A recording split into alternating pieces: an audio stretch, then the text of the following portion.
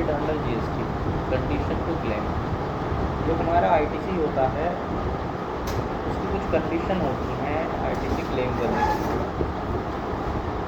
ITC क्या होता है तो पता है तुम्हें? है क्या होता है? लाइबिलिटी थोड़ी होती है। लाइबिलिटी इतने दिन से लाइबिलिटी पढ़ लो तुम।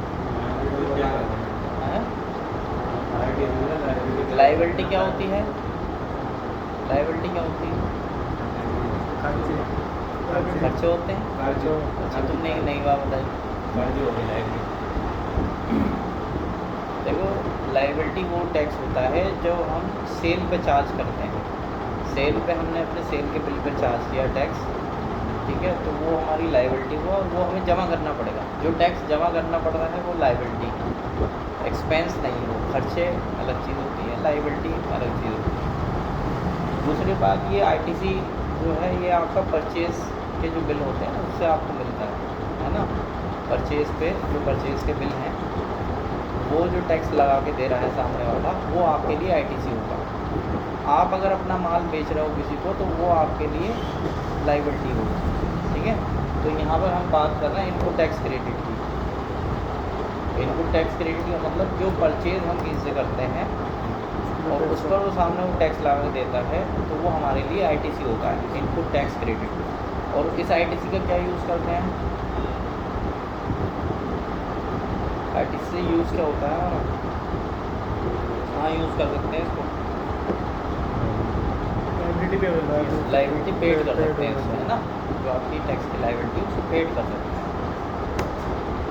पहले तो ये क्योंकि मैंने ये क्वेश्चन इसलिए करा कि टॉपिक का स्टार्टिंग है, ये आपको पता होगा आईटीसी है क्या, तब तो आगे समझो, ठीक है। वैसे तो ये पहले हो चुकी है ये बात, आईटीसी क्या था और पहले जब स्टार्टिंग हुआ था जीएसटी स्टार्ट हुआ था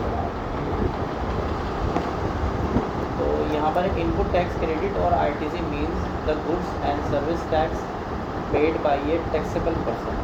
इनपुट टैक्स क्रेडिट का मतलब होता है वो जीएसटी जो पेड करता है कोई taxable person on any purchase of goods, जो उसने कोई गुड्स परचेज की है या सर्विस दैट आर यूज और will be use for business, है ना। और वो गुड्स या वो सर्विस अपने बिजनेस के लिए यूज़ कर रहा है, ठीक है। तो इसमें यही बताया इन्होंने कि जो परचेज पे गुड्स और जो परचेज़ किया आपने कोई गुड्स या सर्विस उस पर जो टैक्स पेड कर रहा है कोई टैक्सेबल पर्सन तो वो उसके लिए क्या होगा? आईटीसी होगा, ठीक है। Input ITC can be reduce from the GST payable on the sales by the taxable person only after fulfilling some condition. तो ये इनपुट टैक्स क्रेडिट आपका जो आपकी लाइबिलिटी है उसे कम कर देता है। जो सेल पर आपका टैक्स हो रहा है निकल के आया था तो आईटीसी उसे कम कर देगा, ठीक है। लेकिन उसके लिए आपको कंडीशन फुलफिल आपके पास होनी चाहिए। The condition given under the GST law, condition कहाँ दी गई है? जीएसटी लॉ के अंतर्गत दी गई है। क्या कंडीशन है वो? आर मोर और less in line with the pre GST receive, ठीक है, except for a few additional ones such as GSTR 2B. These rules are direct and may be stringent in nature, ठीक है। तो ये 2B में क्या होगा आपका, क्या चीज़ आती है 2B के अंदर? बताया था परचेज के बिल आते हैं आपके, है ना। यानी आपका जो आईटीसी होगा वो सारा का सारा कहाँ दिखाई देगा? 2B में दिखाई देगा, ठीक है। अब देखो condition to claim on input tax credit under GST. अब इसकी कंडीशन क्या है क्लेम करने की? यानी आईटीसी है, आपने माल ख़रीदा, गुड्स परचेज़ किया या सर्विस परचेज़ की, उस पर टैक्स लग के आया। तो अब उसके बाद में हम आईटीसी लेने के लिए हमारे पास क्या चीज़ें होनी ज़रूरी हैं कि हम किसी बिल का, किसी गुड्स का आईटीसी क्लेम कर सकते हैं, है ना। तो section 16 of CGST act less down the condition to be fulfilled by GST registered buyer to claim ITC। तो ये सेक्शन 16 है CGST एक्ट का जिसमें ये कंडीशन बताई गई हैं ITC क्लेम करने की। The condition are summarise as follow. तो कंडीशन इन्होंने लिखी है नीचे, क्या है condition? Such input tax credit is eligible for claim. If the goods और services purchase are further use for business purpose and not personal use.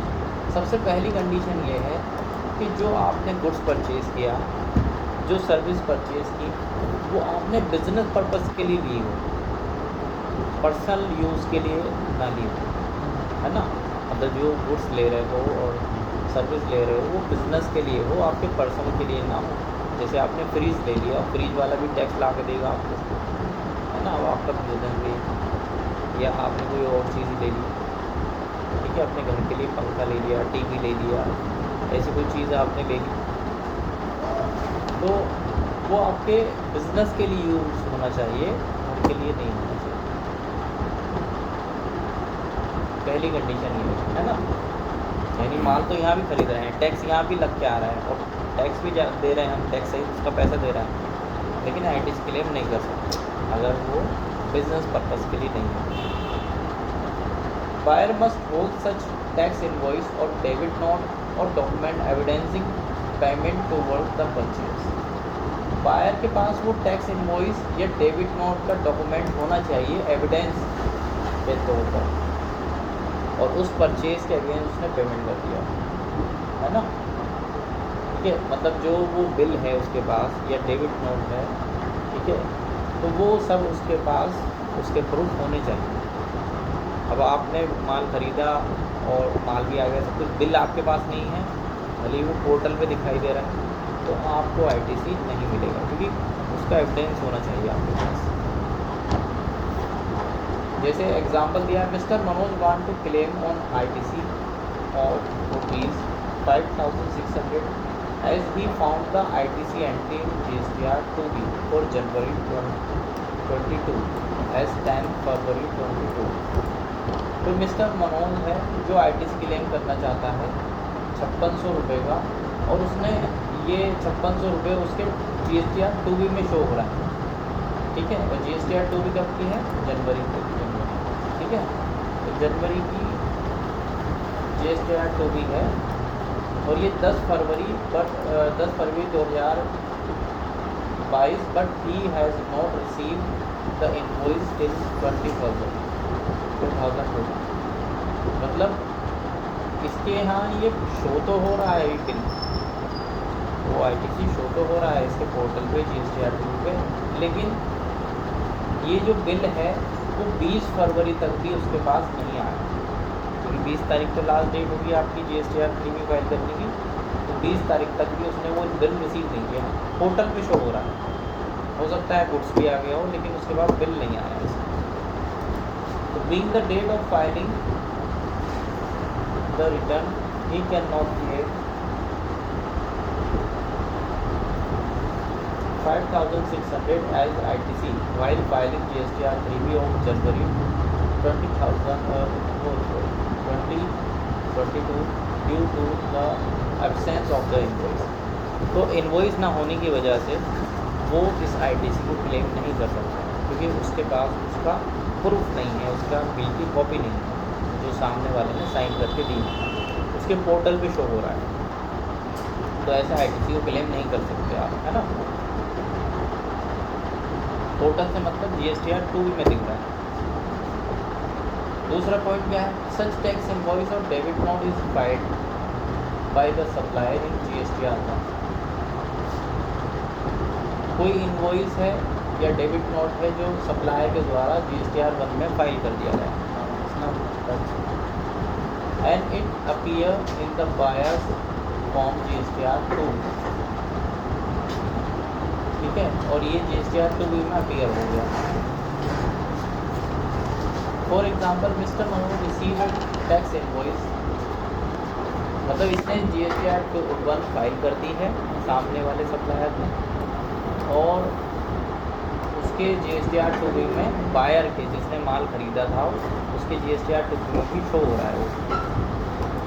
लेकिन इसमें एग्जांपल दे रहे हैं, mister Manoj receive tax invoice date 13 January 2022 for purchase and want to claim ITC of ₹5,600 but has not found the ITC on in GSTR 2B of January 22 as 20 February. He cannot claim 5,600 as ITC while filing GST 3 of January 2022.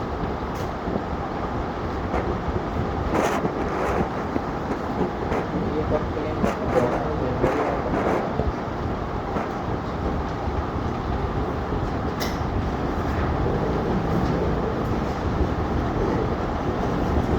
मतलब यहाँ पर क्या हुआ है, यहाँ पर bill उसके पास आ गया है ना, उसने अपना जो वो अपनी रिटर्न भी फाइल कर दी थी, सब कुछ हो गया था, बिल उसके पास आ गया, लेकिन उसके GSTR 2B में वो दिख नहीं रहा है ना। अब ये हो सकता है कि उसने लेट कर दिया, उसकी एक डेट होती है और उस ड्यू डेट पे अगर आप अपनी रिटर्न GSTR को फाइल करोगे, जो माल बेचने वाला है अपनी GSTR तभी 2B में शो होगा। अगर उसकी डेट के बाद आपने करा तो वो शो नहीं होता है, ठीक है, यानी फाइल तो कर दी बट शो नहीं हुआ।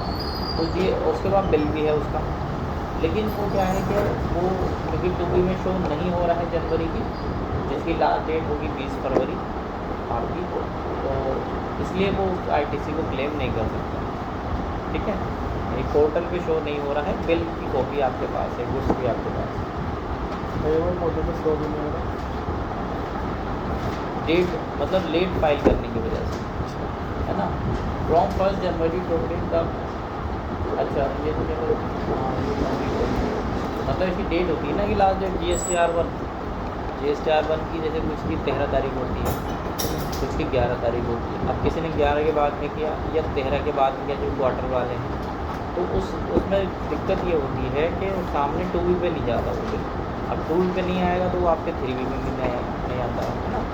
तो उससे तो फाइल कर दी, आपके पास बिल की कॉपी भी है, लेकिन अगर आपको शो नहीं हो रहा तो आप उसका ITC क्लेम नहीं कर सकते, अलाउ नहीं है आपको क्लेम करना, है ना।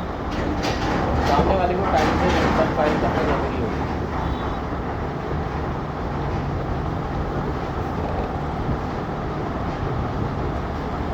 अच्छा ये पॉइंट जो है ये मैं वैसे ही बता देता हूँ, इसमें भी ये पुरानी चीज़ें हो गई हैं।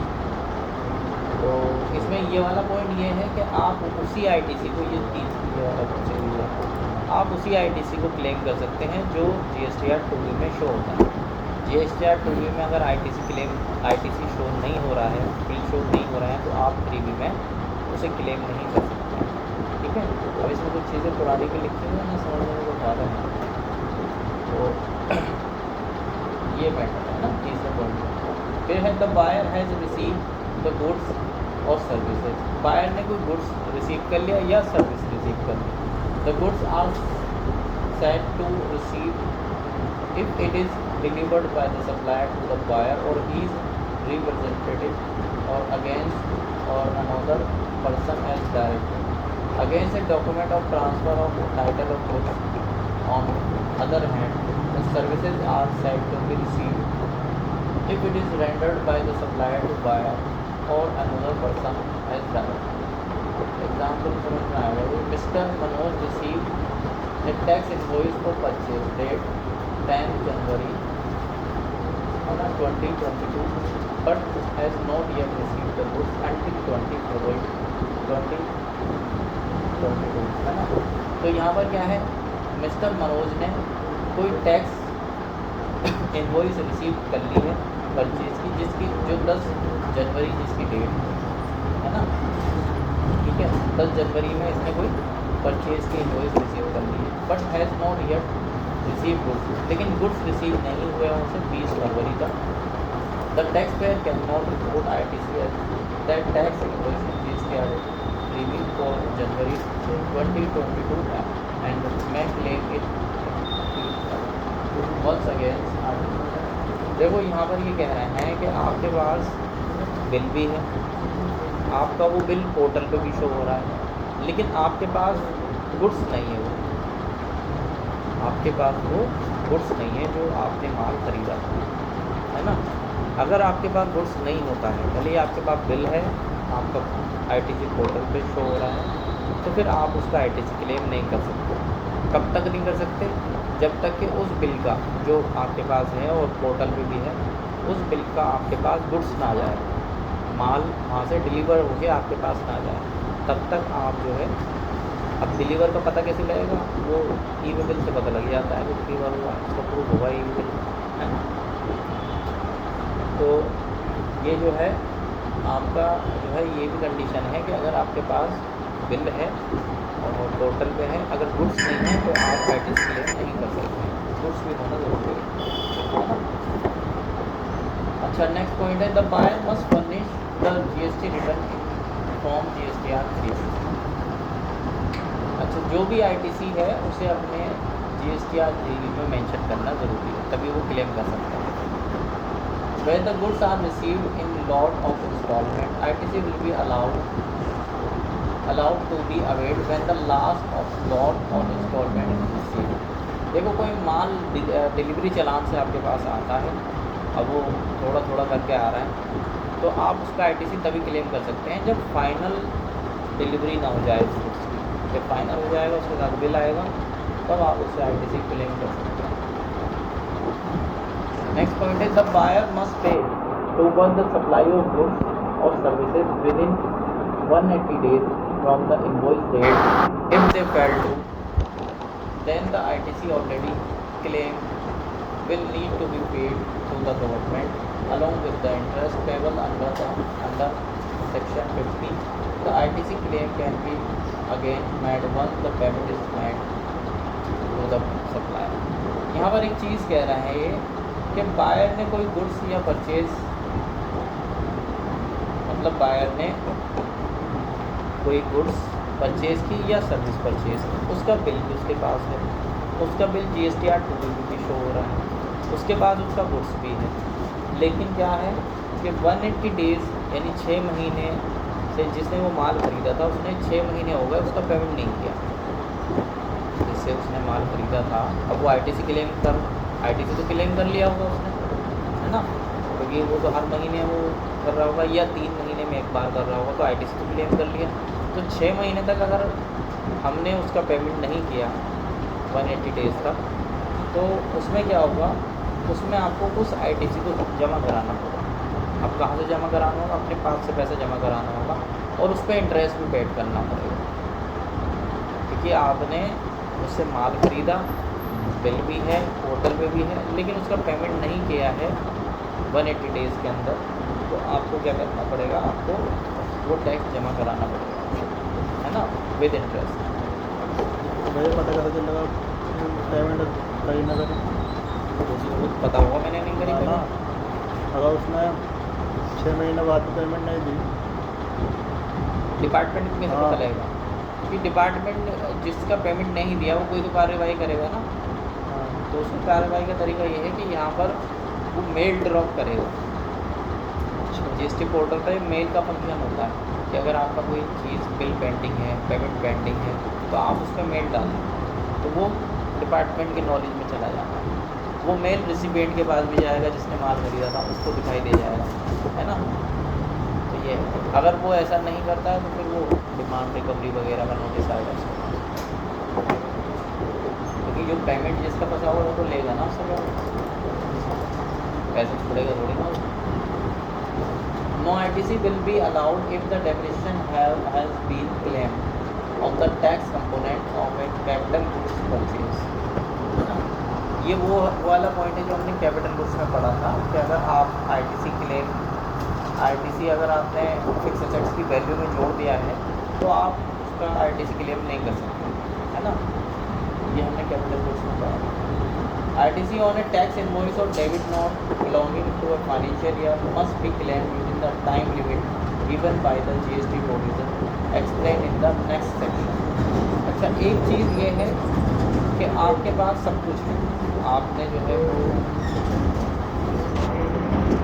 मतलब कोई बिल भी है आपके पास और वो कुछ भी आपने ले लिया, पेमेंट भी कर दिया, है ना, लेकिन और उसने सामने वाले ने रिटर्न भी फाइल कर दिया। अब बाई मिस्टेक हो सकता है कि उससे आपका बिल छूट गया, है ना, और आपका भी ध्यान नहीं रहा, क्योंकि बहुत सारे बिल होते हैं तो आपका भी ध्यान नहीं रहा और आपने जो है ध्यान नहीं दिया उसमें, और उसने उसका भी जो है उसका भी ध्यान नहीं रहा, तो बिल किसी वजह से आपका रह गया, तो रह गया तो आप उसका आईटीसी क्लेम नहीं कर पाएंगे, है ना।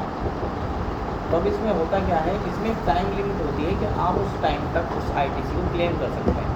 तो सामने वाले पर्सन को जिसने माल बेचा था आपको, वो अपनी रिटर्न में फाइल करेगा वो छूटा हुआ बिल, और जैसे ही वो फाइल कर देगा फिर उसके बाद आप जो है उसे क्लेम कर सकते हैं, लेकिन वो एक टाइम लिमिट होती है, वो नीचे पढ़ लेंगे क्या time limit. Common credit of ITC must be identified and split as it used together for selling both exempt and taxable supply, business and non-business activity। तो हमने एक वो पढ़ा था कैपिटल गुड्स का जो वाला था कि आप एक मशीन से दो तरह के प्रोडक्ट बनाते हो, एग्जेम्प्ट और टैक्सेबल, ठीक है। तो आपका जो है उसमें उसका पता ही है आपको पूरा, उसमें आपका जो एग्जेम्प्ट सप्लाई वाला होता है उसका टैक्स रिवर्स करना पड़ता है। There are certain item listed down that are not eligible for ITC claim under section 17(5) और CGST as block credit under section 17(5). 17(5) का हमने टॉपिक पढ़ा था इनएलिजिबल ITC। तो इनएलिजिबल ITC को लिस्ट दी गई है कि किन किन चीज़ों का आपको आप माल खरीदते हैं, सर्विस देते हैं, तो उनका आप ITC क्लेम नहीं कर सकते। तो हमने पढ़ा था पहले, एक टॉपिक आया था। अब ये जो एक टाइम लिमिट वाली बात हुई थी कि उस टाइम लिमिट में आपको जो है वो क्लेम करना होगा, तो वो टाइम लिमिट क्या है? वो time limit 30 November of next financial year है ना। तो 30 नवंबर तक, 30 नवंबर का मतलब ये है कि उसे अपनी अक्टूबर की GSTR 1 जो लास्ट मंथ हो रह जाएगा, होगा ये कि अप्रैल से मार्च पूरा साल हो गया, उसके बाद आपके पास जो टाइम है या उसके बाद आपके पास ITC क्लेम करने का और उसके पास बिल जमा करने का, वो अक्टूबर की लास्ट रिटर्न हो सकती है। अब वो चाहे अप्रैल में करे, मई में करे, जून में करे, जुलाई में करे, लेकिन लास्ट मंथ होगा उसके लिए अक्टूबर, ठीक है। तो अक्टूबर की भी रिटर्न अगर वो फाइल करता है तो उसका टाइम 30 नवंबर यानी नवंबर का मंथ तक है। तो नवंबर के मंथ का मतलब होगा कि अक्टूबर की रिटर्न होगी, है ना।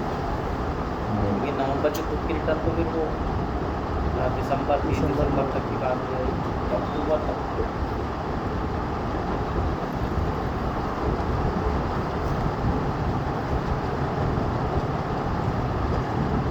ठीक है, तो ये टॉपिक था तुम्हारा जहाँ पर आपको पता होना चाहिए कि हम किन कंडीशंस में जो है ITC क्लेम कर सकते हैं और किन में नहीं करेंगे, है ना।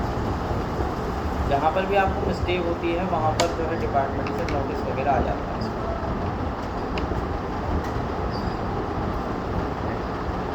ठीक है, बाकी चलो कल पढ़ेंगे।